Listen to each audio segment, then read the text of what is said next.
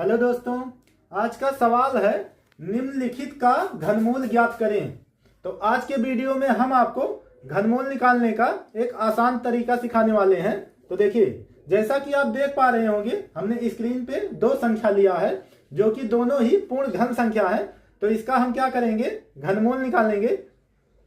तो घनमूल निकालने के लिए सबसे पहले आपको क्या करना होगा, दाएं से 3 संख्या लेना होगा और इकाई अंक पे ध्यान देना होगा। तो इकाई अंक इसका क्या है, इकाई अंक इसका 3 है।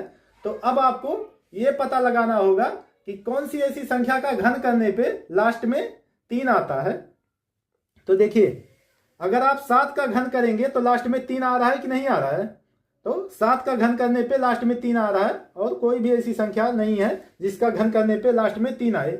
तो इसका मतलब जो इसका मान होगा वो कितना हो जाएगा, 7। अब यहाँ पे इन 3 संख्याओं को भूल जाना है। यहाँ पे बची हुई संख्या 50 जो है, इस पे फोकस करना है। तो अब आपको ये पता करना है कि 50 से पहले ऐसी कौन सी संख्या है जो पूर्ण घन संख्या है।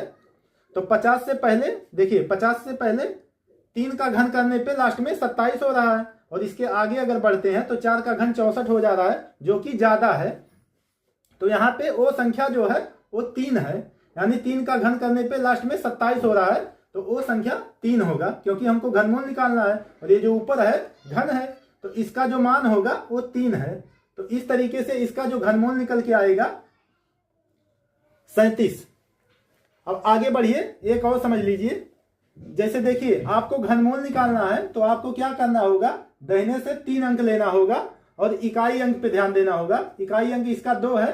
तो अब आपको यह पता करना है कि कौन सी ऐसी संख्या है जिसका घन करने पे लास्ट में 2 आता है। तो 8 का घन करने पे लास्ट में इकाई अंक 2 है और किसी संख्या में भी लास्ट में 2 नहीं है।